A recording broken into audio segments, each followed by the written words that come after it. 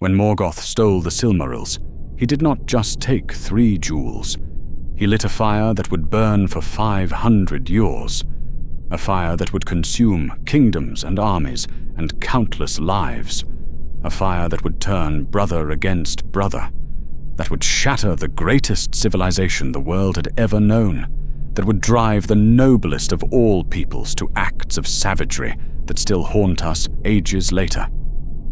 3 jewels, 3 small objects that could fit in the palm of your hand. And for them, the elves abandoned everything they believed, everything they were, everything they had built across millennia of peace and beauty. I watched it happen. I watched friends become enemies, families become feuds, a people blessed with immortality choose death over surrender. I watched the madness spread like plague, consuming everyone it touched, twisting love into obsession and loyalty into murder. And I did not understand. For centuries, I did not understand how anyone could value anything so highly, could want anything so desperately, could kill for mere objects, no matter how beautiful they might be. Then I saw them. I stood before the Silmarils, those 3 jewels that had driven Morgoth to murder and theft, that had driven Feanor to oath and madness, that had driven my people to slaughter each other on the beaches of Alqualond and in the forests of Doriath and in the caverns of Menegroth. And I understood. In that moment, looking upon that light, I understood everything. The madness, the obsession, the blood. I understood why Morgoth could not rest until he possessed them. I understood why Feanor could not live without them. I understood why elves had killed their own kin, their own friends, their own family, for a chance to hold that beauty in their hands. I understood, and I have never been the same. My name is Círdan, though I was young then and bore a different name, and I have lived longer than almost any elf in Middle-earth. I have seen ages pass and kingdoms rise and fall. I have witnessed wonders and horrors beyond counting, but nothing, in all my long existence, has haunted me like the Silmarils. Nothing has taught me more about the nature of beauty and desire and the terrible price of wanting something too much. Let me tell you what those jewels were. Let me tell you what they did to us. And let me tell you why, even now, even knowing everything they cost, part of me still aches for their light. To understand the Silmarils, you must first understand what we lost. In the beginning, there was no sun. There was no moon. The world was lit by 2 great trees that grew in the land of the Valar, in the blessed realm of Valinor. Telperion and Laurelin, they were called, and their light was the most beautiful thing in all creation. Telperion shone silver, a gentle radiance that waxed and waned like breath, filling the world with soft luminescence. Laurelin blazed gold, warm and vital, pouring forth light that seemed to carry life itself in its rays. They stood together in the great square of Valimar, and their mingled light painted everything in colors that do not exist anymore, shades of silver gold that no eye has seen since those days. I grew up in that light. Every elf who lived in Valinor grew up in that light. We did not know darkness, not true darkness. We did not know shadow or fear or the absence of beauty. We lived in paradise, surrounded by wonders, blessed beyond measure. And Feanor, greatest of all the elven craftsmen, looked upon the light of the 2 trees and decided to capture it. I knew him, slightly. Everyone knew Feanor, at least by reputation. He was brilliant beyond measure, gifted beyond reason, capable of creating things that no other elf could even imagine. But he was also proud, fiercely proud, possessive of his works and his family, and his legacy. He burned with an intensity that made other elves uncomfortable, a fire in his spirit that seemed too hot for even an immortal frame to contain. For years he labored in secret. No one knew what he was creating, only that he had locked himself away in his forge and would not emerge until his work was complete. Rumors spread as rumors do. Some said he was crafting weapons. Others said he was building monuments. Others said he had simply gone mad, consumed by his own brilliance, lost in projects that would never see completion. They were all wrong. When Feanor finally emerged, he carried 3 jewels in his hands, 3 perfect gems, faceted and polished, containing within them the living light of the 2 trees. I was not there when he first revealed them, but I heard the accounts from those who were, and every account was the same. Silence. Absolute, complete silence, as every elf present simply stopped, frozen, unable to think or speak or breathe in the presence of that beauty. The Silmarils were not merely beautiful. Beauty is common in Valinor. Every flower, every stream, every work of elven craft possesses beauty, though Silmarils were something else entirely.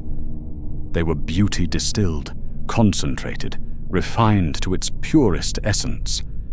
They were the light of the trees made eternal, captured in crystal, preserved forever against the fading of all things. To look upon them was to look upon perfection itself. To see them was to understand, for the first time, what beauty truly meant.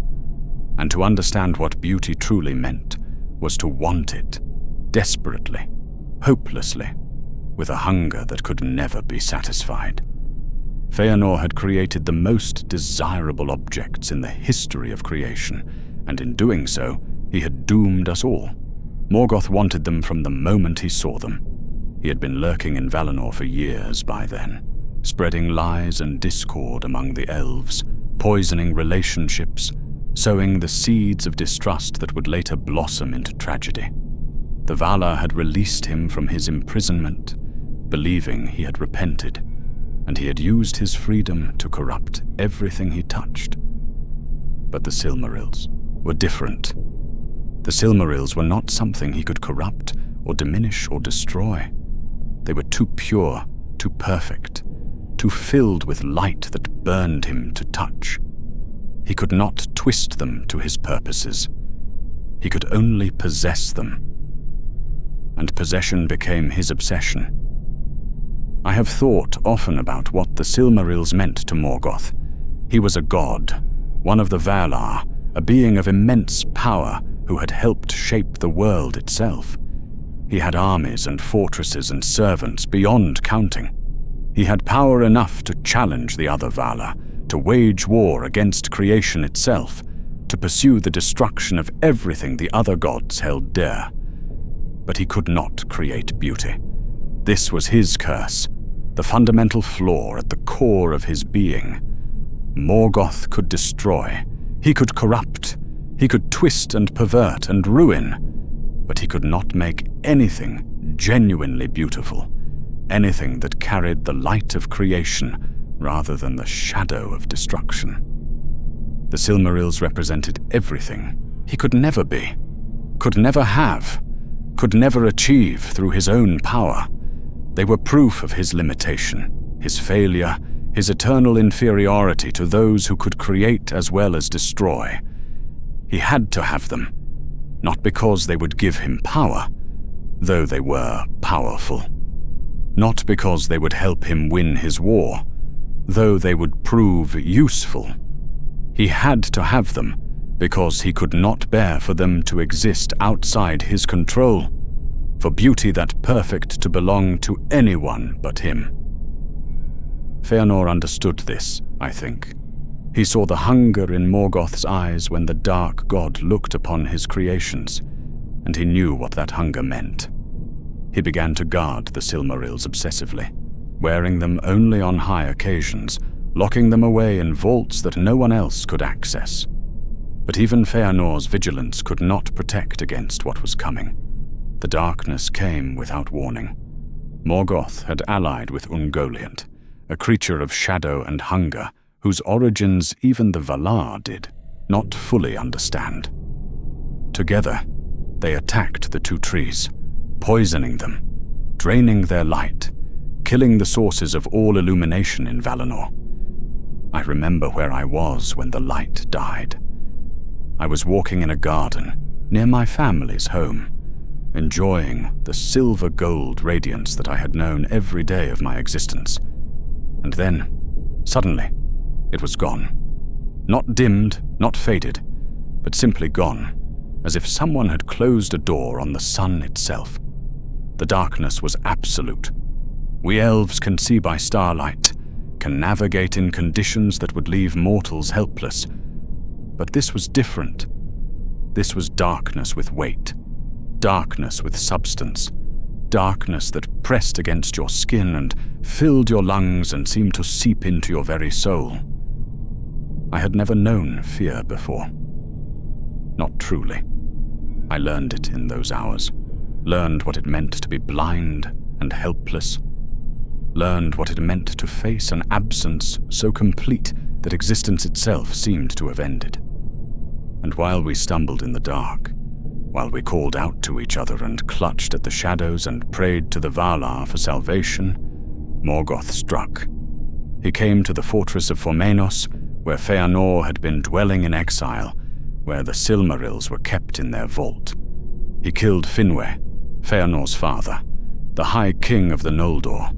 He broke open the vault, took the jewels, and fled into the darkness with Ungoliant, vanishing from Valinor before anyone could stop him. When the darkness finally lifted, when the Valar managed to contain Ungoliant's shadow and restore some measure of light to the world, we found Finwë's body. We found the empty vault. We found a world changed forever, robbed of its greatest treasures, plunged into a grief we had never imagined possible. And we found Feanor, standing over his father's corpse, his face twisted into something I had never seen on an elf's features before. Rage. Pure, absolute, all-consuming rage. The oath Feanor swore that day would doom generations.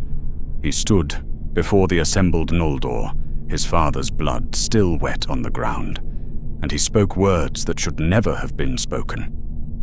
He called upon Ilúvatar himself, upon the Valar, upon the everlasting dark, to witness his vow. He swore that he would pursue Morgoth to the ends of the world, that he would never rest until the Silmarils were recovered, that anyone who kept them from him, whether Valar or demon or elf or man, would be his enemy and would face his wrath. His 7 sons swore with him. One by one, they added their voices to the oath, binding themselves to their father's purpose, chaining their fates to those 3 jewels. I was in the crowd that day.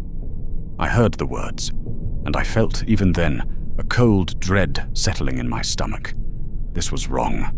Whatever had been done to Feanor, whatever grief and rage he rightfully felt, this oath was wrong. It was too absolute, too binding, too indifferent to the consequences it might bring. But I said nothing. None of us said anything. We were caught up in the moment, swept along by Feanor's passion, moved by his grief and his fury and his terrible, magnificent defiance. He made rebellion seem righteous. He made vengeance seem noble. He made the pursuit of the Silmarils seem like the only possible response to what had been done. And so we followed him. Thousands of us. Tens of thousands, the greatest host of elves ever assembled. We marched from Valinor toward the coast, toward the ships that would carry us to Middle-earth, toward the war that Feanor promised would end with Morgoth's destruction and the recovery of everything we had lost. We believed him. We trusted him. We did not understand, not yet, what his oath would cost. Alqualond. The name still burns in my memory, still wakes me from reverie with tears on my face and screams dying in my throat. Alqualond, the Swan Haven, the beautiful city of the Teleri elves who had never wronged anyone, who lived in peace by the sea, who wanted nothing except to sail their white ships and sing their songs and exist in harmony with the waves. Feanor needed their ships. The Noldor had no fleet of our own, no way to cross the sea to Middle-earth. He asked the Teleri for aid, demanded it, commanded it. They refused. The ships were their life's work, their greatest creation, as precious to them as the Silmarils were to Feanor. I do not know who struck the first blow. I do not think anyone knows, not truly. But I know what followed. I know because I was there, because I watched it happen, because I participated in something that I will never be able to wash from my soul. The Noldor attacked the Teleri. Elves killed elves, there on the docks of Alqualond, there in the white streets of that beautiful city, there amid the swan-proud ships that we had come to steal. We cut them down, those elves who had never raised a weapon in their existence, who did not know how to fight, who died with confusion and betrayal on their faces. I killed one of them. That young elf, barely past his majority, who stood between me and a ship with nothing but a boat hook in his hands. The battle madness was on me, the fury that Feanor had kindled, the desperate need to reach Middle-earth and recover what had been stolen. I killed him. I did not even know his name. I still do not know his name. But I remember his face, his eyes, the way he looked at me as my sword found his heart. He did not understand. He could not comprehend why I, a fellow elf, an immortal child of the stars, would take his life over a ship. Neither could I, when the madness faded. Neither could any of us. But the ships were ours, and the dead were dead, and Feanor was already calling for us to board, to sail, to leave behind the horror of what we had done and focus on the glory that awaited. The kinslaying, they call it now. As if a single word could capture the magnitude of what happened. As if language could contain the moment when a people who had never known murder became murderers. We sailed for Middle-earth with blood on our hands and a curse on our heads, and the curse followed us. It would follow us for 500 years, through war and ruin and death beyond counting, until the last Silmaril vanished from the world, and the oath that bound us was finally, mercifully, ended. I did not see the Silmarils during the wars. Morgoth had set them in his iron crown, wearing them as trophies, symbols of his victory over the Noldor and the Valar alike. They blazed on his brow throughout the centuries of conflict, visible from miles away when he deigned to show himself, a constant reminder of what we fought for and what he possessed. But I never drew close enough to truly see them. I fought in the battles, yes. I killed orcs and trolls and the other creatures Morgoth spawned in his pits. I watched friends die and cities fall, and hope slowly drain from my people as defeat followed defeat, as Morgoth's power grew and ours diminished. And through it all, the Silmarils remained out of reach, always visible, always desired, always the prize that justified every sacrifice, but never attainable. Feanor had died in the first battle, consumed by Balrogs, his fire finally meeting a fire greater than itself. His sons continued the pursuit, but they were shadows of their father, driven by oath rather than passion, bound by words rather than genuine desire. I began to wonder, during those long years, whether anyone truly wanted the Silmarils anymore, or whether we simply could not stop wanting them, could not break free of the obsession that Feanor had kindled, could not imagine a purpose for our existence beyond the recovery of those 3 jewels. The oath had become our identity. The quest had become our meaning. Without them, what were we?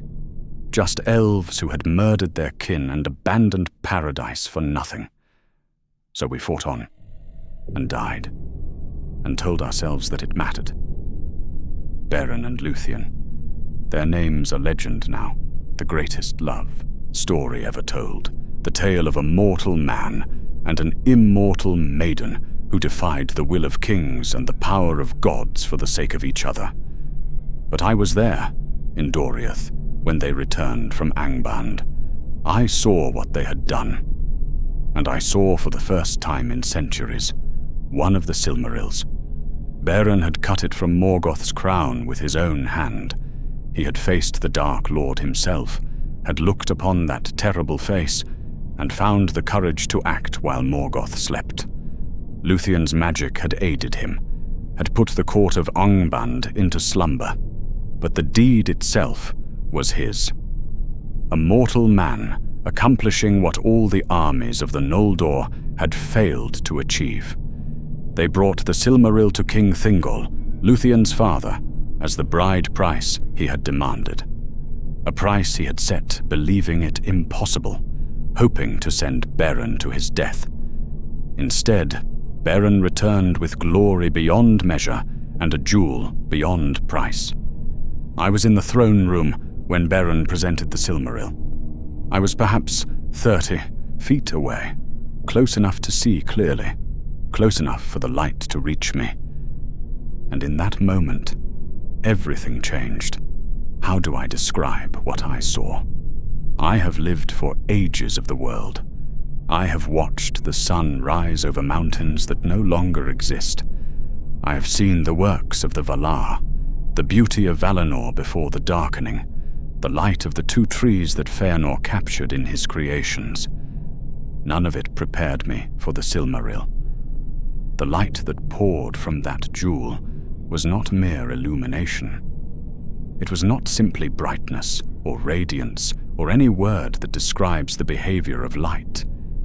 It was something else entirely, something that bypassed the eyes and spoke directly to the soul, something that reached into the deepest part of your being and touched things you did not know existed.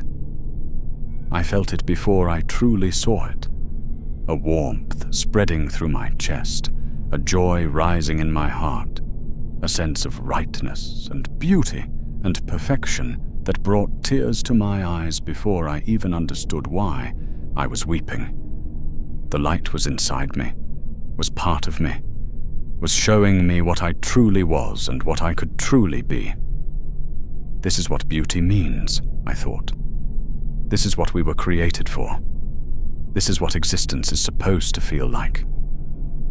And beneath the joy, beneath the wonder, beneath the overwhelming sense of grace, I felt something else. Want. I wanted it. I wanted it with an intensity that terrified me, a hunger that seemed to come from somewhere outside myself, a need so absolute that everything else in my existence suddenly seemed pale and meaningless by comparison.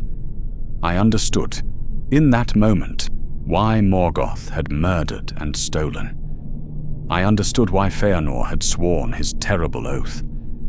I understood why elves had killed elves at Alqualond&euml, why we had abandoned paradise, why we had spent centuries dying in a war that could not be won.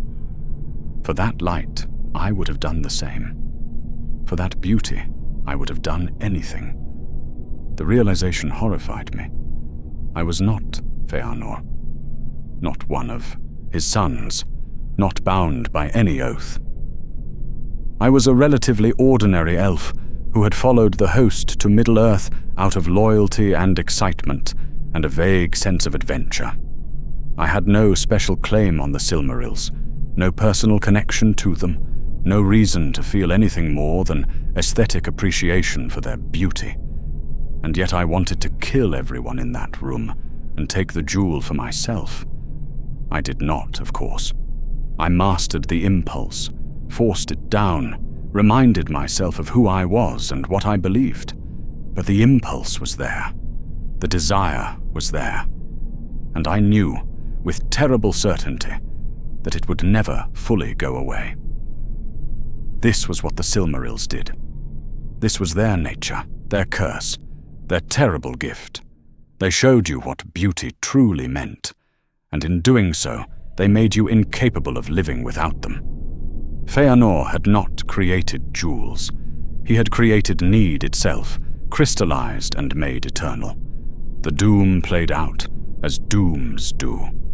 Thingol kept the Silmaril, and his possession of it drew the sons of Feanor like moths to flame. The oath compelled them, the jewel called to them. They could not rest while another held what they had sworn to reclaim. The second kinslaying came to Doriath. The sons of Feanor attacked their own kin once again, elves slaughtering elves in the halls of Menegroth, blood flowing through those beautiful caverns as it had flowed on the docks of Alqualond.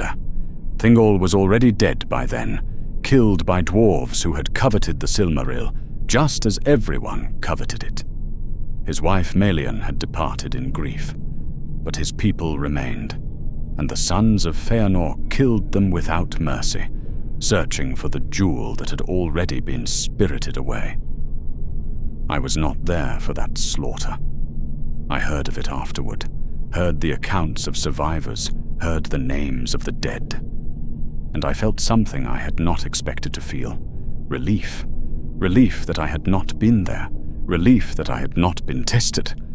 Relief that I had not been forced to choose between the oath I had never sworn, but still somehow felt bound by, and the kinship I still believed in, despite everything. Because I knew, after seeing the Silmaril, that I might have failed that test. I might have raised my sword against my own people. I might have killed as Feanor's sons killed, for a chance to possess that light. The wanting never went away. Even now, even after all these ages, I still feel it sometimes. A ghost of that hunger, a shadow of that need, surfacing in quiet moments to remind me what I am capable of desiring. The third kinslaying was the worst. The survivors of Doriath had fled to the havens of Sirion, carrying the Silmaril with them. Elwing, Thingol's granddaughter, wore it now, a symbol of her lost kingdom, a reminder of everything that had been stolen from her. The sons of Feanor came for it, the two who remained, Medros and Maglor, the last of that doomed brotherhood. They came with what forces they could muster, and they attacked the havens, and they killed everyone who stood between them and the jewel. I was there. I had come to the havens years before, seeking peace, seeking escape from the endless war, seeking some corner of Middle-earth where the shadow of the Silmarils did not fall.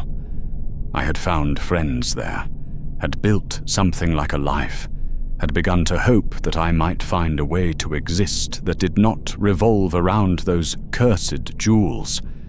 And then the sons of Feanor arrived, and the hope died, and I found myself once again with a sword in my hand and my kinsman's blood on my blade. I do not know how many I killed that night. I do not know if I killed any of Feanor's followers, or only defended myself against attackers who might themselves have been defending themselves against me. The battle was chaos, darkness, and fire and screaming, and in the midst of it all, the light of the Silmaril burning above us like a terrible star. Elving escaped. She threw herself into the sea rather than surrender the jewel, and the Valar transformed her into a bird, and she flew to her husband Erendil, and together they sailed to Valinor to beg the gods for aid. But her sons were lost in the battle. 2 young children, abandoned in the chaos, left to die in the wilderness. Medros and Maglor found them, and in a moment of mercy that seemed almost impossible given everything else they had done, they spared them, raised them even. loved them, perhaps. Such is the madness of the Silmarils. The same elves who slaughtered innocents to possess them could still find compassion for orphaned children. The jewels did not make us evil. They simply made us desperate, and desperation can wear any face. The War of Wrath ended Morgoth's reign. The Valar came at last, summoned by Eärendil's plea, and they broke Angband and cast Morgoth into the void and recovered the 2 Silmarils that remained in his crown. The third sailed the sky with Eärendil, transformed into a star, lost to the world forever. But the oath still bound Maedhros and Maglor. Even with Morgoth defeated, even with the war ended, they could not rest.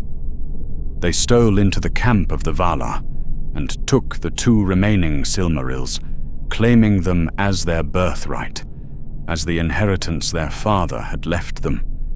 And the jewels rejected them. The light that had seemed so beautiful, so desirable, so worthy of any sacrifice, it burned them. The Silmarils would not suffer the touch of any hand that had shed innocent blood in their pursuit, and the hands of Feanor's sons were stained beyond cleansing. Maedhros could not bear it.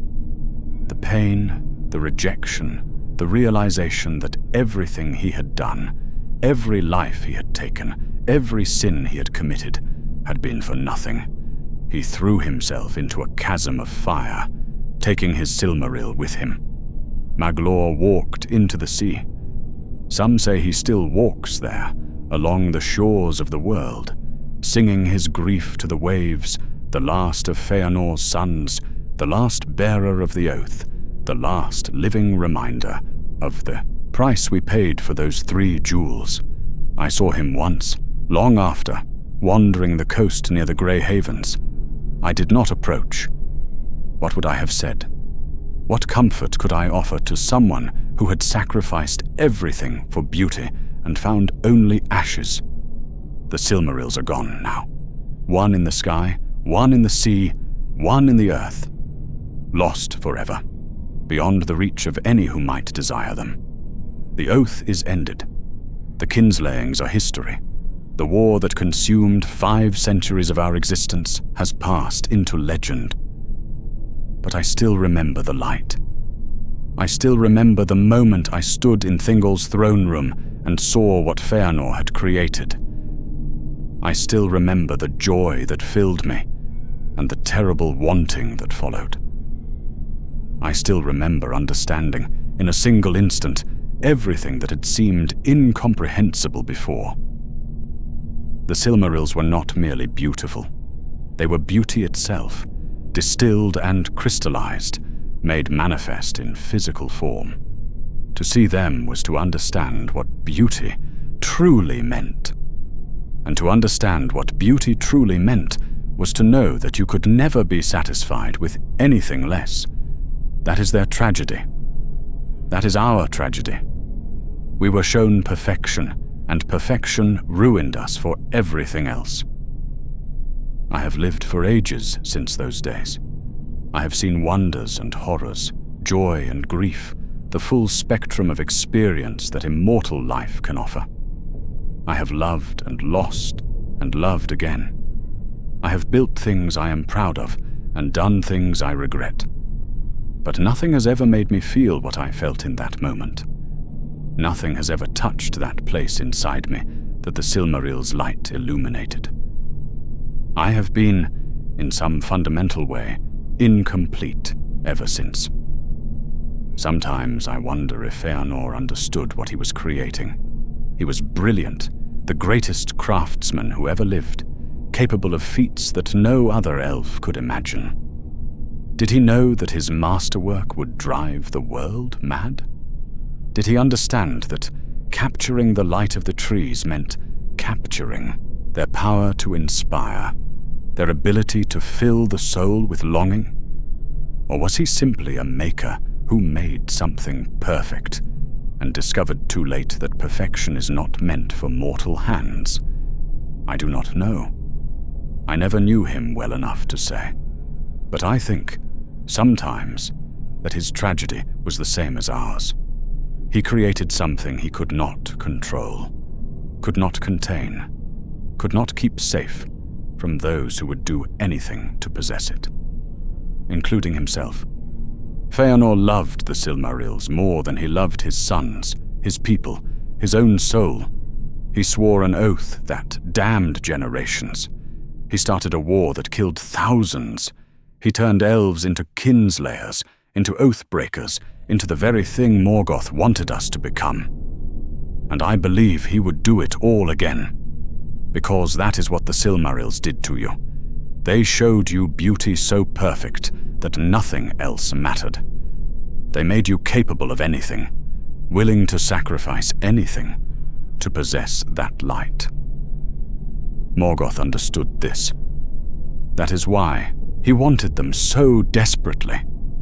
Not because they were powerful, though they were. Not because they were valuable, though they were beyond price. He wanted them because he knew that as long as they existed, as long as others could see them and want them, they would do his work for him. They would tear us apart. They would make us destroy ourselves. And they did. I still sail the Grey Havens, guiding elves who wish to leave Middle-earth on their final journey to the west.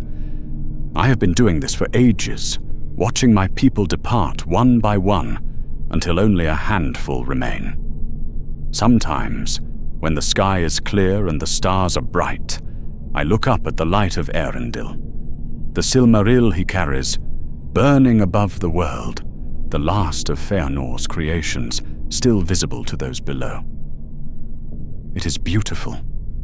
Even from this distance, even reduced to a point of light among countless others, it is more beautiful than anything else in the sky. It calls to something in me, stirs that ancient wanting, reminds me of the moment in Thingol's Hall when I understood what we had lost and what we could never have. I do not reach for it. I do not yearn as I once yearned. The ages have taught me, if nothing else, that some things are not meant to be possessed. Some beauty can only be witnessed, not owned. Some light exists to illuminate, not to be captured. But I understand those who could not learn this lesson. I understand Feanor and his sons, Morgoth and his hunger, all the countless elves and men and dwarves who looked upon the Silmarils and felt their souls catch fire. We are not made to witness perfection. We are not built to behold beauty in its purest form. It breaks something in us, opens a wound that never heals, creates a need that can never be satisfied. The Silmarils showed us what we truly wanted, and in showing us, they ensured we could never have it. That is their curse. That is their gift. That is why Morgoth obsessed over them, why elves killed their own kin, why 500 years of war and 3 acts of kinslaying could not sate the hunger they inspired. I saw them, once, long ago. I understood, in that moment, everything, and I have spent the ages since trying to forget what understanding felt like.